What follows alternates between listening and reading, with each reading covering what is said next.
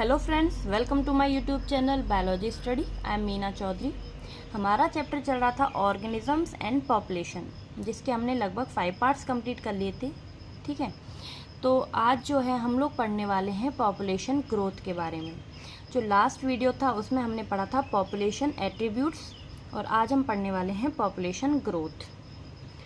तो इसमें हम लोग क्या पढ़ने वाले हैं कि कौन कौन से ऐसे फैक्टर्स हैं जो किसी पॉपुलेशन को ग्रो करने में हेल्प करते हैं, और कौन कौन से ऐसे फैक्टर्स हैं जो किसी पॉपुलेशन को डिक्लाइन करने में, यानी कि उसको कम करने में रिस्पॉन्सिबल होते हैं। तो स्टार्ट करते हैं।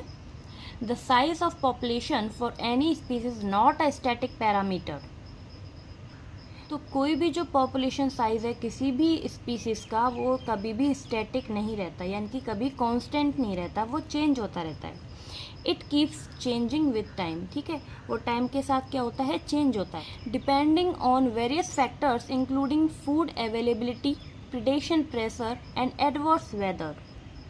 तो ये जो पॉपुलेशन साइज़ है वो घटना या फिर बढ़ना कुछ फैक्टर्स पे डिपेंड करता है, जैसे कि फूड अवेलेबिलिटी की, किसी हैबिटेट में फूड अवेलेबल है कि नहीं है। ठीक है, प्रिडेशन प्रेशर है, यानी कि जो डियर है उस पे जो लॉयन है वो उनको हंट कर रहा है, खा रहा है। ठीक है, तो इससे क्या होता है, उसकी जो डियर है उसकी पॉपुलेशन कम होती है, तो उसके ऊपर क्या है, प्रिडेटर प्रेशर।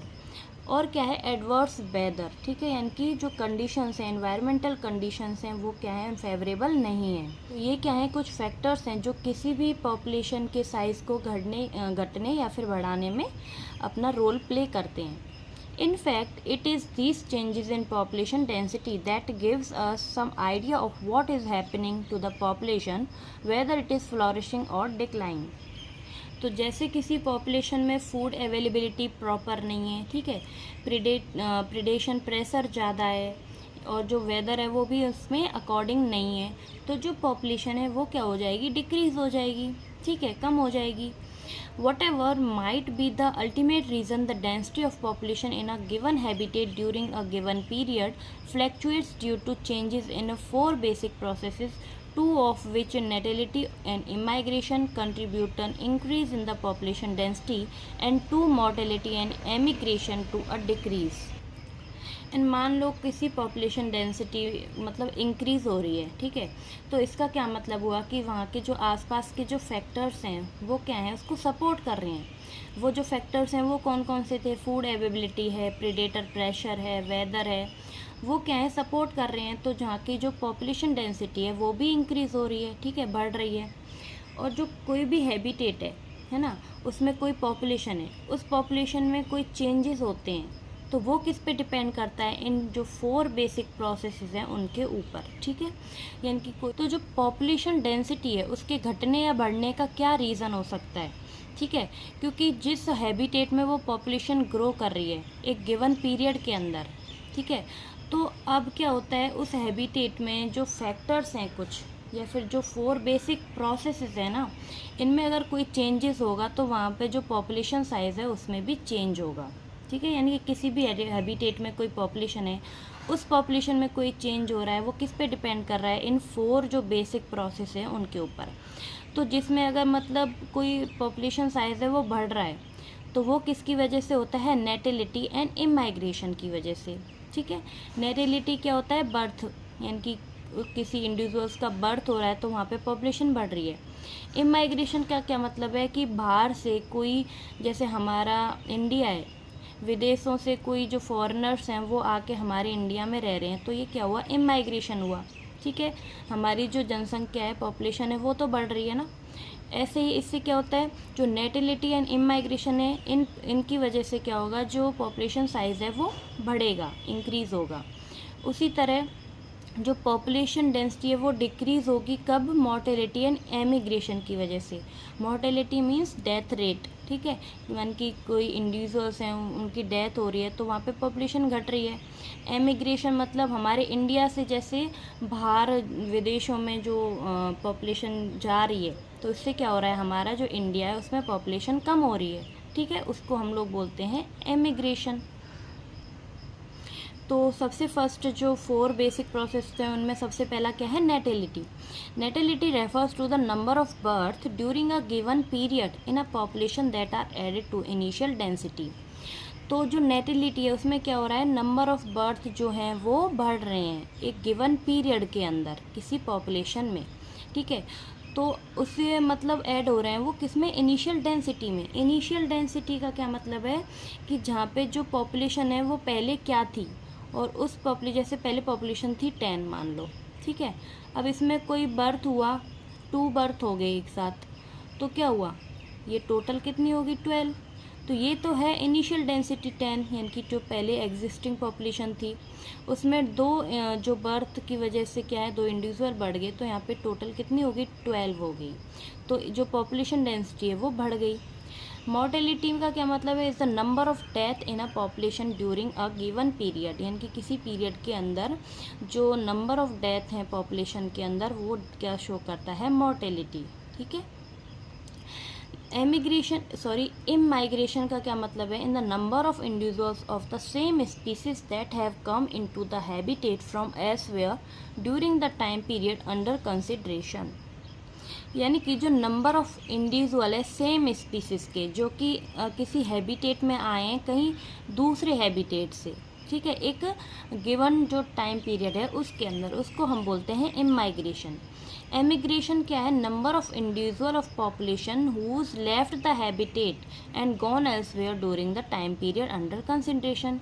यानी कि एमिग्रेशन मतलब क्या हुआ, बाहर जाना। जो नंबर ऑफ इंडिविजुअल्स हैं किसी पॉपुलेशन के, वो जो हैबिटेट है उसको लेफ्ट कर जाएं, मतलब उस हैबिटेट को छोड़ के किसी अदर हैबिटेट में चले जाएं एक पर्टिकुलर जो टाइम पीरियड है उसके अंदर, उसको हम बोलते हैं एमिग्रेशन।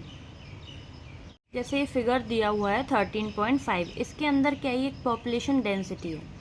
नेटिलिटी एंड इमाइग्रेशन की वजह से क्या होगा, पॉपुलेशन डेंसिटी बढ़ेगी, यानी कि प्लस क्या शो कर रहा है, बढ़ना। और मॉर्टेलिटी एंड एमिग्रेशन की वजह से क्या होगा, पॉपुलेशन डेंसिटी घटेगी, क्योंकि यहाँ से जो पॉपुलेशन है वो कम हो रही है। मॉर्टेलिटी यानी कि डेथ हो रही है, एमिग्रेशन का मतलब यहाँ से जो दूसरे हैबिटेट में जो स्पीसीज हैं वो इसको छोड़ के चली जा रही हैं। तो यहाँ पे क्या है, माइनस में, यानी कि पॉपुलेशन डेंसिटी डिक्रीज हुई, और नेटिलिटी एंड इमाइग्रेशन की वजह से जो पॉपुलेशन डेंसिटी है वो क्या है, इंक्रीज हुई है, ठीक है।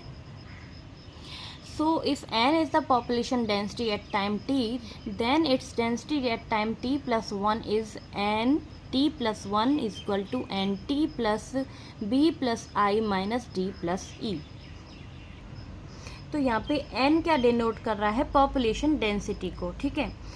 और यहाँ पे जो एन टी है, एन टी प्लस 1, वो क्या डिनोट करता है, पॉपुलेशन चेंजेस विद टाइम, ठीक है। इनकी पॉपुलेशन में क्या चेंज आ रहे हैं टाइम के साथ, उसको हम लोग डिनोट करते हैं एन टी प्लस 1 से, ठीक है। तो अब क्या चेंज आए, जैसे कि एन टी क्या हो गया, एन टी हो गया एक पॉपुलेशन डेंसिटी, ठीक है, एट अ टाइम, किसी टाइम पर। अब क्या हुआ कि जो ये पॉपुलेशन डेंसिटी टाइम पर क्या हुआ है, बी प्लस आई, बी क्या हो गया यहाँ पे, नेटिलिटी, आई क्या है, इमाइग्रेशन। यानी कि यहाँ पे पॉपुलेशन जो साइज़ है वो इंक्रीज़ हो रहा है, ठीक है, बर्थ रेट और इमिग्रेशन की वजह से, minus death rate plus emigration, इससे पॉपुलेशन डेंसिटी क्या हो रही है, डिक्रीज़ हो रही है।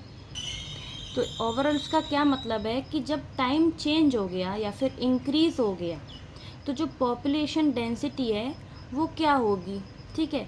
तो उसमें क्या होगा, यहाँ पे जो पॉपुलेशन डेंसिटी है वो इंक्रीज़ हो रही है और यहाँ पे पॉपुलेशन डेंसिटी डिक्रीज़ हो रही है, ठीक है।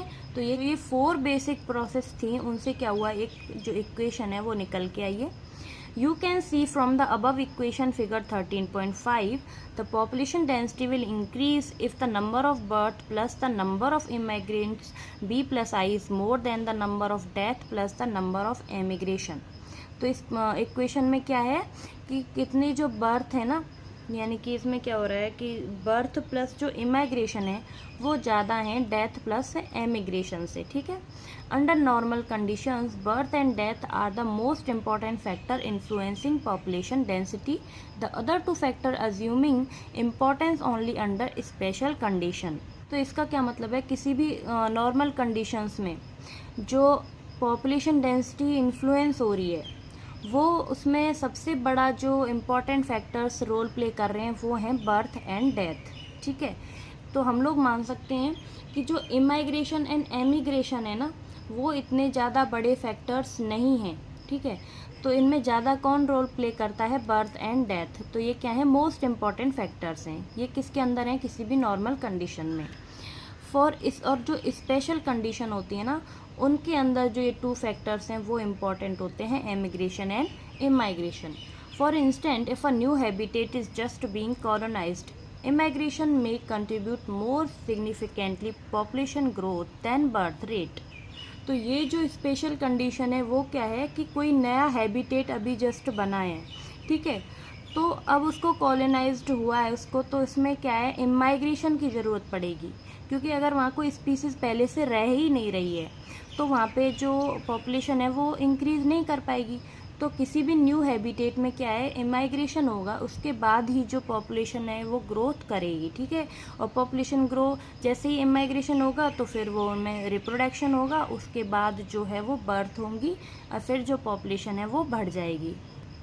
तो इसका क्या मतलब हुआ कि जो इमाइग्रेशन है उस पे जो पॉपुलेशन ग्रोथ है वो डिपेंड करेगी मेनली कब, जब कोई न्यू हैबिटेट वहाँ पे कॉलोनाइज्ड हुआ है, क्योंकि वहाँ पे कोई पहले से स्पीसीज़ नहीं रह रही थी ना, और इमाइग्रेशन की वजह से ही वहाँ पे जो न्यू स्पीसीज़ है वो आएगी उस हैबिटेट में और फिर जो पॉपुलेशन है वो ग्रो करेगी।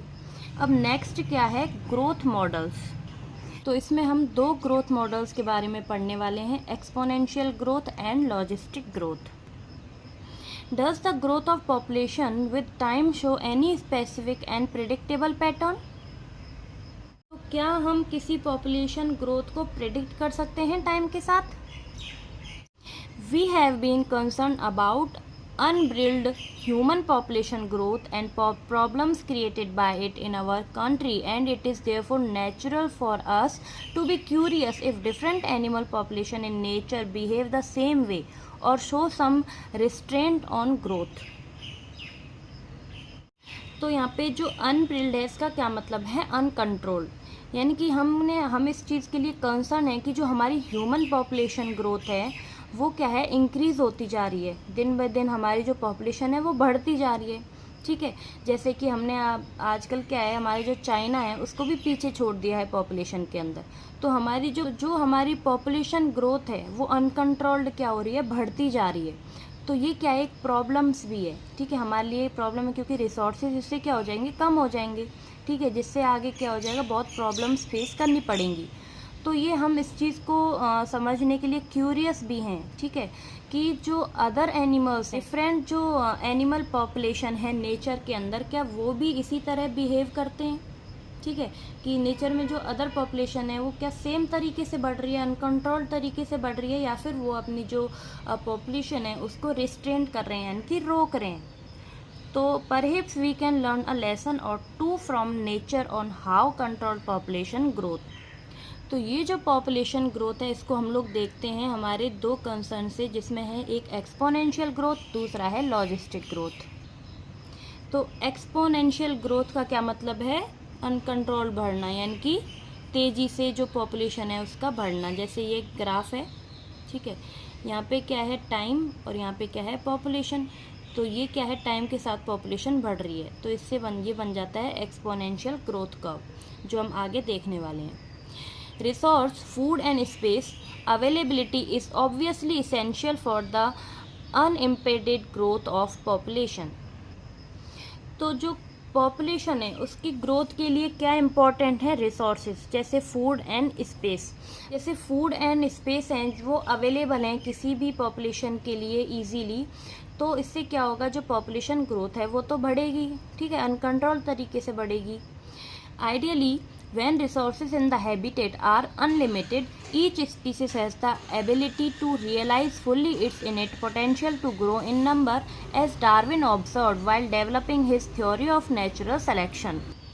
तो जैसे किसी पॉपुलेशन में जो रिसोर्सेज हैं किसी हैबिटेट के अंदर वो क्या है, अनलिमिटेड अमाउंट में प्रेजेंट हैं, तो इस ऑब्वियसली जो स्पीसीज़ हैं वहाँ पे जो पॉपुलेशन है वो क्या करेगी, अनकंट्रोल तरीके से ग्रो करेगी, ठीक है, बहुत तेज़ी से बढ़ेगी। तो जैसे डार्विन ने ऑब्जर्व किया था, अपने जो नेचुरल सिलेक्शन थ्योरी दी थी उन्होंने, कि जो नेचुरल सिलेक्शन उसमें क्या होता था, जो इंडिविजुअल है ना वो रिप्रोडक्टिवली फिट है तो वो तेज़ी से ग्रो करेगा, ठीक है। अब उसको जो सारी जो रिसोर्सेज हैं वो अच्छे से मिल रहे हैं, प्रॉपर अमाउंट में मिल रहे हैं, तो जो ऑर्गेनिज्म है या फिर स्पीसीज है वो क्या है, रिप्रोडक्टिवली फिट है तो वो ग्रो करेगी, ठीक है। Then the population grow in exponential, तो जो पॉपुलेशन है वो कैसे ग्रो करेगी, एक्सपोनेंशियल मैनर में, यानी कि बहुत तेज़ी से, और in geometric fashion. If in a population of size n, the birth rate, not total number but per capita birth, are represented as B, and death rate again per capita death rate as D, then the increase or decrease in n during a unit time period t, dn upon dt will be। तो n क्या denote कर रहा है यहाँ पे, population size, ठीक है। और बर्थ रेट पर कैपिटा का क्या मतलब है, पर कैपिटा का मतलब होता है कि इनिशियल जो पॉपुलेशन है उसके ऊपर इंक्रीजमेंट, ठीक है। बर्थ का क्या होता है, इंक्रीज होना, और पर कैपिटा का क्या मतलब है, इनिशियल जो पॉपुलेशन है उसमें, यानी कि जो इनिशियल पॉपुलेशन है उसमें कितना इंक्रीज हुआ उसको हम लोग बोलते हैं बर्थ रेट पर कैपिटा, जिसको हम लोग डिनोट कर रहे हैं स्मॉल बी से। And death rate per capita का क्या मतलब है कि जो कितने जो इंडिविजुअल्स हैं वो डिक्रीज हो रहे हैं इनिशियल पॉपुलेशन पे, उसको हम लोग डिनोट करते हैं स्मॉल डी से। देन द इंक्रीज और decrease in an during unit time period, तो अब क्या होगा, हम देखेंगे इंक्रीज और डिक्रीज दोनों। तो जो एन है वो क्या है, इनिशियल पॉपुलेशन साइज, और जो टी है वो क्या है, पर्टिकुलर टाइम।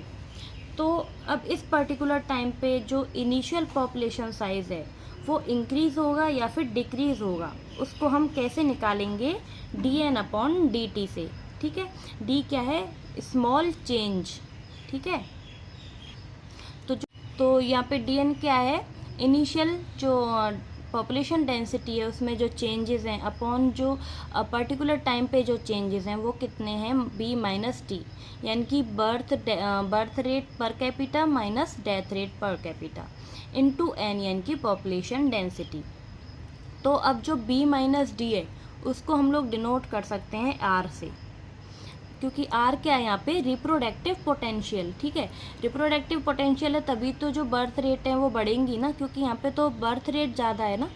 तो इससे क्या हो रहा है, जैसे आर इंक्रीज होगा तो जो बी माइनस डी है वो भी क्या होगा, इंक्रीज, और आर अगर डिक्रीज होगा तो जो बी माइनस डी है वो क्या होगा, डिक्रीज होगा। तो फिर क्या है, हम लोग बी माइनस डी को हम आर लिख रहे हैं, तो D N upon D T क्या हो जाएगा, आर एन, ठीक है।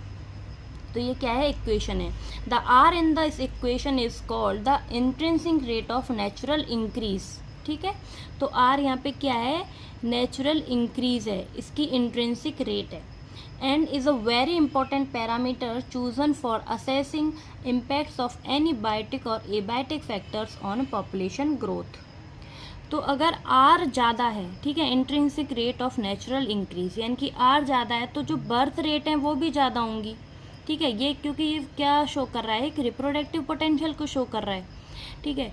तो अगर आर ज़्यादा है तो बर्थ ज़्यादा हो रही है, और फिर अगर बर्थ ज़्यादा होगी तो डेथ कम होगी obviously.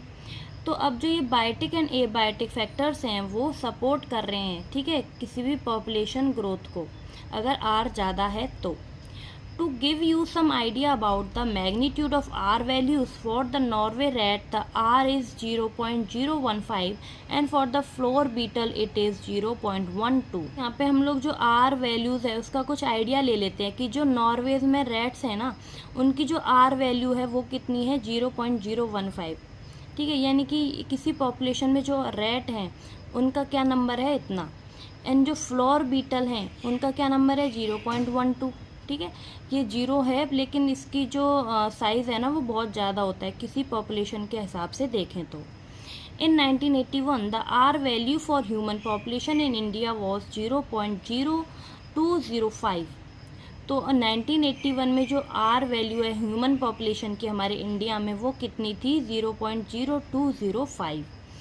The above equation describes the exponential or geometric growth pattern of population figure 13.6 and result in a J-shaped curve when the plot n in relation to time. If you are familiar with basic calculus, you can derive the integral form of the exponential growth equation as.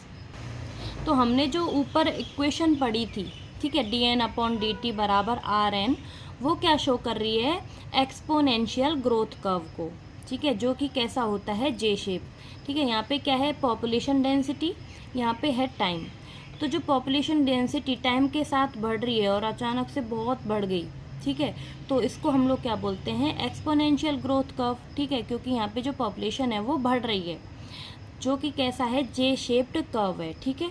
तो यहाँ पे हमको दिया हुआ है ये exponential growth equation, जो कि क्या है, N T equal to N not E R T, जहाँ पे जो एन टी है वो क्या है, population density after time T, यानी कि जो टाइम टी है उसके बाद जो पॉपुलेशन डेंसिटी है वो उसको किससे डिनोट कर रहे हैं, एन टी से। एन नॉट क्या है, पॉपुलेशन डेंसिटी एट टाइम 0, ठीक है, यानी कि जो पॉपुलेशन डेंसिटी इनिशियल में थी, यानी कि जो डिक्रीज और इंक्रीज होने से पहले की पॉपुलेशन डेंसिटी को हम लोग डिनोट करते हैं एन नॉट से।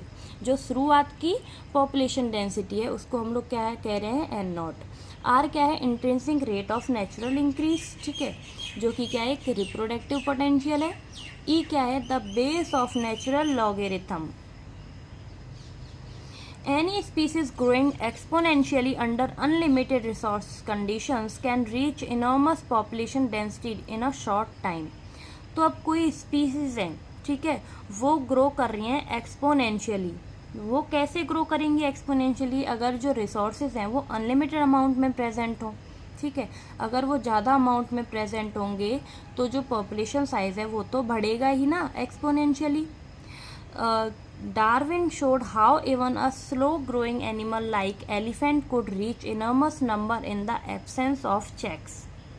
तो जो डार्विन है उस एक्सपोनेंशियल ग्रोथ कर्व में उसने देखा कि जो एनिमल एलिफेंट है, जो कि ग्रो स्लोली होता है, वो भी जो अनलिमिटेड रिसोर्स की प्रेजेंस में क्या हो गया, उनने भी अपना जो अमाउंट है बहुत तेज़ी से बढ़ा लिया, ठीक है, यानी कि शॉर्ट टाइम में उन्होंने जो अपनी ग्रोथ है वो बढ़ाई।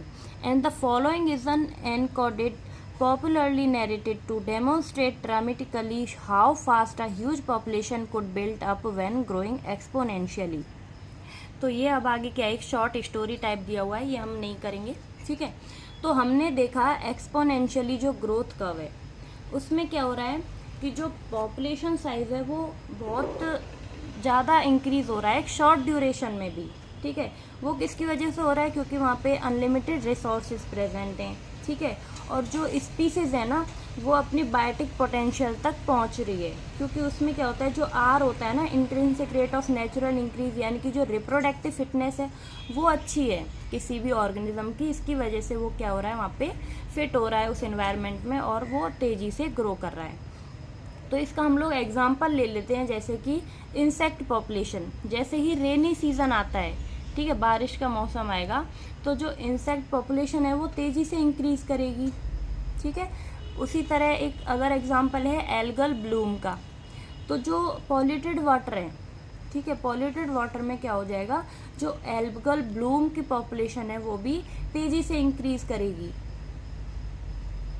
समझ गए ना। उसी तरह जैसे मॉस्किटो है मॉस्किटो में क्या होता है, जो रेनी सीज़न है, रेनी सीज़न में जो मॉस्किटोज़ हैं वो भी ज़्यादा अमाउंट में बढ़ जाते हैं। तो ये किसकी वजह से हो रहा है, क्योंकि उनको जो रिसोर्सेज हैं वो अनलिमिटेड प्रोवाइड हो रहे हैं उस टाइम, तो इसीलिए उनकी जो पॉपुलेशन है वो तेज़ी से इंक्रीज़ कर रही है, एक्सपोनेंशियली इंक्रीज़ कर रही है। अब नेक्स्ट जो ग्रोथ मॉडल है वो कौन सा है, लॉजिस्टिक ग्रोथ, ठीक है। तो जो ये लॉजिस्टिक ग्रोथ है ना, ये क्या है, नेचर में मिलती है, ये क्या है, मोर रियलिस्टिक है, क्योंकि यहाँ पे जो रिसोर्सेज होते हैं ना वो लिमिटेड होते हैं, जो कि नेचर में पाया जाता है, ठीक है। No population of any species in nature has as its disposal limited resources to permit exponential growth. तो कोई ऐसी पॉपुलेशन नहीं है किसी भी स्पीसीज की नेचर के अंदर जिसमें क्या है, अनलिमिटेड अमाउंट में जो रिसोर्सेज हैं वो प्रेजेंट हो, ठीक है, और जिससे जो एक्सपोनेंशियल ग्रोथ है वो इंक्रीज हो। And this lead to competition between individuals for limited resources. तो अब इसकी वजह से क्या होता है, अगर पॉपुलेशन में जो अनलिमिटेड रिसोर्स हैं वो प्रेजेंट नहीं है तो क्या होगा, कंपटीशन होगा इंडिविजुअल्स के बीच, ठीक है। जो लिमिटेड रिसोर्स प्रेजेंट है ना, उनके लिए क्या होगा, लड़ाई होगी, ठीक है। एक इंडिविजुअल चाहेगा कि ये मुझे मिले, दूसरा चाहेगा मुझे मिले, तो ऐसे क्या होगा, उनके बीच कंपटीशन होगा। Eventually the fittest individual will survive and reproduce. तो अब क्या होगा, नॉर्मली जो फिट इंडिविजुअल है, ठीक है, जो नेचर द्वारा सेलेक्ट किया गया है, वही क्या करेगा, फिर सर्वाइव करेगा, ठीक है, जिंदा रह पाएगा और फिर रिप्रोड्यूस करेगा। And the government of many countries have also realise this fact and introduced various restraints with a view to limit human population growth.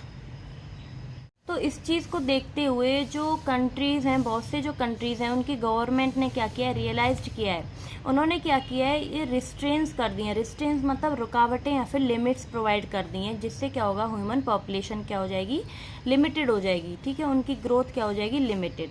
In nature a given habitat has enough resources to support a maximum possible number beyond which no further growth is possible. तो जो nature है ना, उसमें क्या होता है, एक given habitat के अंदर इनफ रिसोर्सेज प्रेजेंट होते हैं जो मैक्सिमम नंबर ऑफ जो ऑर्गेनिजम्स हैं उनको सपोर्ट कर सकते हैं, ठीक है, जिसको हम लोग बोलते हैं carrying capacity. Let us call this limit as the nature's carrying capacity for that species in that habitat. यानी कि जो नेचर है उसमें ना लिमिटेड जो रिसोर्स हैं वो प्रेजेंट हैं, ठीक है। अब जो ये लिमिटेड रिसोर्सेज हैं वो एक लिमिटेड नंबर ऑफ जो पॉपुलेशन है उसके लिए ही कैपेबल होंगे, ठीक है। तो जो मैक्सिमम नंबर ऑफ ऑर्गेनिजम्स हैं या फिर स्पीसीज हैं वो ही उनका यूज़ कर पाएंगी जो लिमिटेड रिसोर्स प्रेजेंट हैं किसी हैबिटेट के अंदर। तो उसको हम लोग बोलते हैं कैरिंग कैपेसिटी। जैसे ये क्या है, एक घर है, तो इस घर में मान लो ये 4 कुर्सी हैं। अब जो ये 4 चेयर हैं, इनके ऊपर सिर्फ 4 पर्सन ही तो बैठ सकते हैं। ऐसा तो है नहीं कि ये 4 ही जो चेयर हैं और इसके ऊपर यहाँ पे जो इंडिविजुअल हैं वो प्रेजेंट हैं 8, है ना, तो यहाँ पे एक ही इंडिविजुअल बैठ सकता है। तो ये जो घर है ना, इसके अंदर ये 4 चेयर ये क्या सपोर्ट कर रही हैं, कैरिंग कैपेसिटी को शो कर रही हैं कि ये हम पे जो चेयर हैं इन पे सिर्फ 4 ही जो इंडिविजुअल है ना वो बैठ सकते हैं। तो ये क्या हो गई, इसकी कैरिंग कैपेसिटी हो गई। तो कैरिंग कैपेसिटी का क्या मतलब है, maximum number of organisms that a habitat can support based on resources. Means कि जितना रिसोर्सेज है किसी हैबिटेट में, उसी के बेसिस पे जो मैक्सिमम नंबर ऑफ ऑर्गेनिजम्स हैं उनको सपोर्ट कर सकता है एक habitat. A population growing in a habitat with a limited resources so initially a lag phase, followed by phases of acceleration and deceleration, and finally a asymptote when the population density reaches the carrying capacity. तो asymptote का क्या मतलब है, एक point जहाँ पे जो population है वो कांस्टेंट हो गई, ठीक है, वहाँ से फिर वो जो रिसोर्सेज हैं वो कम होना शुरू हो गए।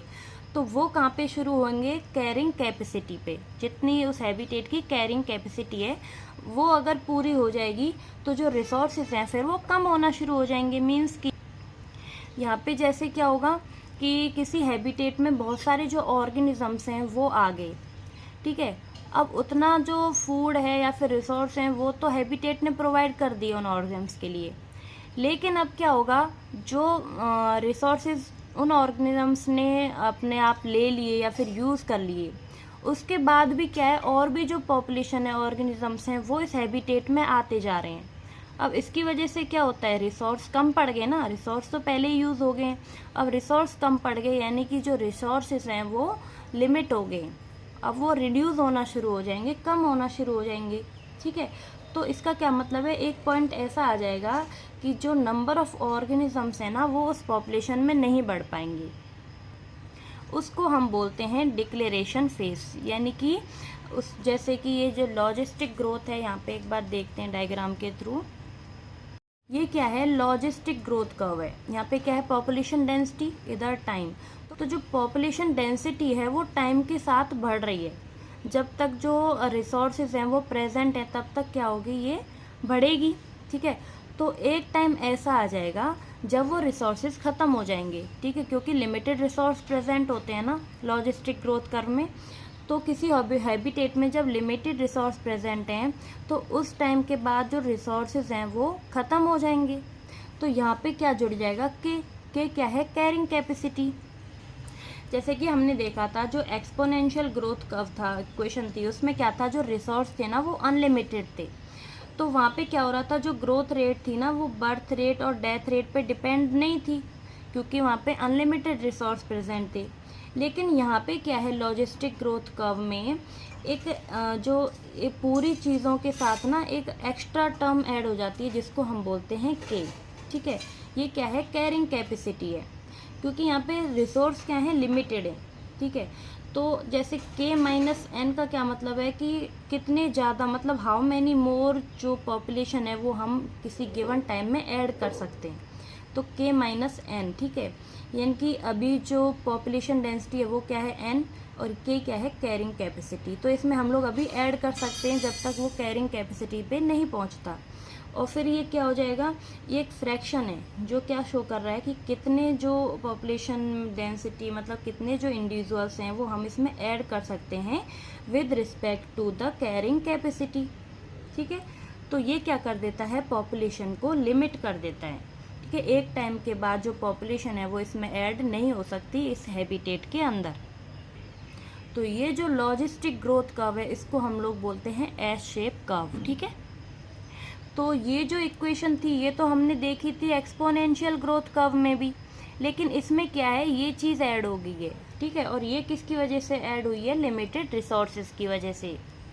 अ plot of N in the relation to time T result in a sigmoid curve and this type of population growth is called logistic growth, जो कि हमने देखी थी फिगर 13.6 में, and is described by the following equation, जिसको हम लोग ने फॉलोइंग इक्वेशन से डिस्क्राइब कर लिया है, जहाँ पे n क्या है, पॉपुलेशन डेंसिटी है किसी टाइम के ऊपर, r क्या है, इंट्रेंसिक रेट है, नेचुरल इंक्रीज, जो कि हमने सेम अभी एक्सपोनेंशियल ग्रोथ कर्व में भी देखी थी, एंड एक जो नई टर्म यहाँ पे ऐड हुई है वो क्या है, k, जो कि है कैरिंग कैपेसिटी किसी हैबिटेट की, कि वो मीन्स कि जो एक हैबिटेट है वो मैक्सिमम नंबर ऑफ इंडिविजुअल्स को किसी इकोसिस्टम में सपोर्ट कर सकता है, ठीक है। उसके बाद क्या हो जाएगा, वो रिसोर्स लिमिटेड हो जाएंगे, ख़त्म हो जाएंगे, तो फिर वो आगे सपोर्ट नहीं कर पाएगा, ठीक है। Since resources for growth for most animal population are finite and become limited sooner or later, the logistic growth model is considered a more realistic one. तो ये जो ऐड हुआ यहाँ पे k माइनस एन अपॉन के क्या है, एक इन्वायरमेंटल रेजिस्टेंस है, ठीक है, जो कि क्या करता है, स्टॉप करता है फैक्टर्स को जो कि ऑर्गेनिजम्स अचीव नहीं कर सकते, आर को, ठीक है। आर क्या है यहाँ पे, रिप्रोडक्टिव फिटनेस थी ना, ठीक है। तो इसको जो ऑर्गेनिजम्स हैं फिर अचीव नहीं कर सकते, इसीलिए किसमें जो लॉजिस्टिक ग्रोथ कर्व है उसमें ये टर्म ऐड हो जाती है, ये वाली इक्वेशन, जिसको हम लोग बोलते हैं इन्वायरमेंटल रेजिस्टेंस, ठीक है। अब क्या हुआ, जो रिसोर्सेज थे, ठीक है, जो कि ग्रोथ कर रहे थे एनिमल पॉपुलेशन को, वो क्या हो जाते हैं, यहाँ पे लिमिटेड हो जाते हैं, तो इसी को हम वो बोलते हैं लॉजिस्टिक ग्रोथ मॉडल। और एंड ये जो लॉजिस्टिक ग्रोथ कर्व है ना, ये कैसा है, रियलिस्टिक है, क्योंकि ये नेचर में प्रेजेंट होता है, जो नेचर है ना हमारा एनवायरनमेंट है उसमें यही जो लॉजिस्टिक ग्रोथ कर्व है वो देखा जाता है। क्योंकि जो एक्सपोनेंशियल ग्रोथ कर्व है ना वो तो ज़्यादातर हम लोग लेबोरेटरी वगैरह में ही देखते हैं, क्योंकि लेबोरेटरी में हम लोग क्या करते हैं, किसी चीज़ ऑर्गेनिजम्स को या किसी चीज़ पे हम लोग ग्रो कर रहे होते हैं तो हम उसको क्या करते हैं, अनलिमिटेड जो रिसोर्सेज हैं वो प्रोवाइड कर देते हैं, जो कि किस में होता है, लैब्स के अंदर ही, ठीक है। लेकिन जो नेचर है, एनवायरनमेंट है, उसमें कौन सा ग्रोथ कर्व पाया जाता है, लॉजिस्टिक ग्रोथ कर्व, ठीक है। तो आज के लिए इतना ही। आई होप कि आपको मेरा पढ़ाया हुआ समझ आया होगा। अगर आपको वीडियो अच्छी लगी हो तो प्लीज़ मेरे चैनल को लाइक, शेयर एंड सब्सक्राइब करें, एंड कोई भी डाउट हो तो मुझे कमेंट बॉक्स में ज़रूर बताएं। तो अब मिलते हैं नेक्स्ट वीडियो में, life history variations next video में स्टार्ट करेंगे। तब तक के लिए bye bye, take care, thank you.